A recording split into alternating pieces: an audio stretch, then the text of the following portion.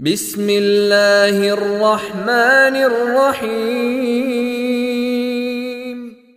Assalamualaikum warahmatullahi wabarakatuh. Alhamdulillah, wassalatu wassalamu ala rasulillah wa alihi wa sahbihi wa man wala. Asyhadu an la ilaha illallah wahdahu la syarikalah.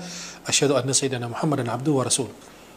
Para jamaah yang dimuliakan Allah, wahibbukum jami'an fillah. Saya mencintai kalian semua karena Allah. Semoga dipertemukan di dunia dalam taat dan di akhirat di surganya Allah Subhanahu wa taala. Biasanya kalau kita tidur malam hari, banyak di antara kita yang mimpi.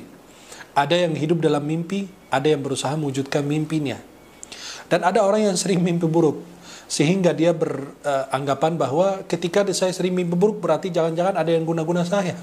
Jangan-jangan ada sihir dalam tubuh saya.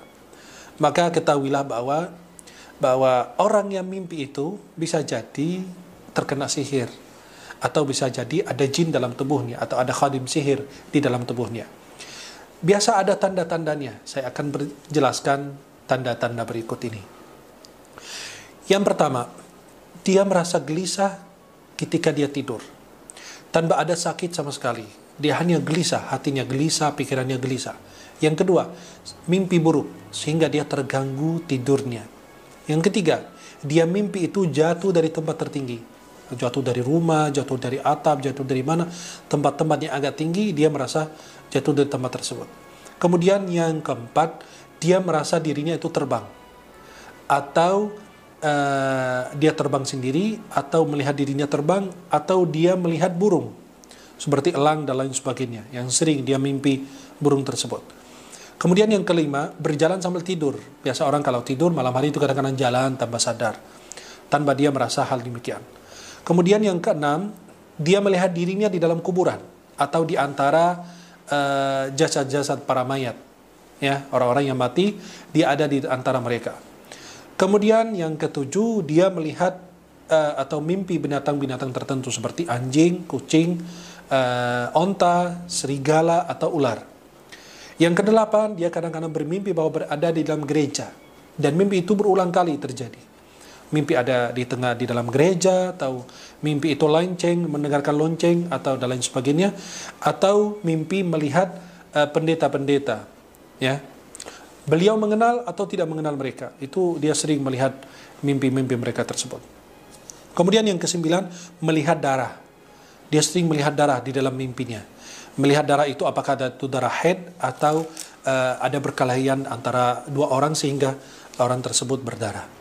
Kemudian yang ke-10, dia mimpi-mimpi tentang hal-hal yang ada pornonya. Ada kayak ada hubungan suami istri dan lain sebagainya. Dan bukan hanya sekali terjadi, tapi berulang kali hal itu demikian terjadi. Bagaimana kita meneliti dari hasil daripada mimpi-mimpi tersebut, bahwasannya bisa kita mengambil hikmah atau faedah bahwa kalau Anda sering mimpi di dalam gereja, ya berulang kali terjadi, atau mimpi melihat pendeta, atau dengar suara lonceng dan lain, berarti jin yang dalam tubuh itu bisa jadi dia jin Kristen atau Nasrani. Kemudian bisa kita mengetahui identitas jin tersebut dari agamanya, kemudian tempat sihir yang dia simpan. Kemudian yang ketiga adalah bagaimana cara sihir itu dibuat.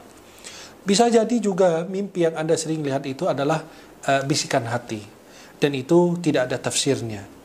Dan bisa jadi dari mimpi yang Anda lihat itu adalah mimpi yang baik yang dilihat oleh orang yang sedang sakit atau mengalami gangguan, ya, di kerasukan atau kesurupan, kemudian sering mimpi hal demikian, sehingga itu mungkin menjadi sebagai penunjuk untuk kita bagaimana cara kita bisa mengobati orang tersebut dari hasil mimpi yang dia lihat.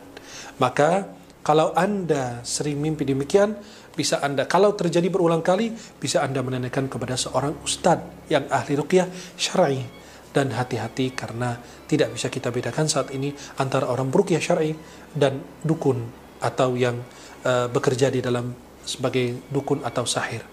Mudah-mudahan Allah senantiasa melindungi kita, mudah-mudahan Allah merahmati kita. Jangan lupa selalu jaga zikir pagi dan petang, dan baca ayat kursi di pagi hari dan di sore hari. Selalu jaga wudu dan sholat 5 waktu. Saya mencintai kalian semua karena Allah. Subhanakallahumma bihamdika, asyhadu an la ilaha illa anta, astaghfiruka wa atubu ilaik. Assalamualaikum warahmatullahi wabarakatuh.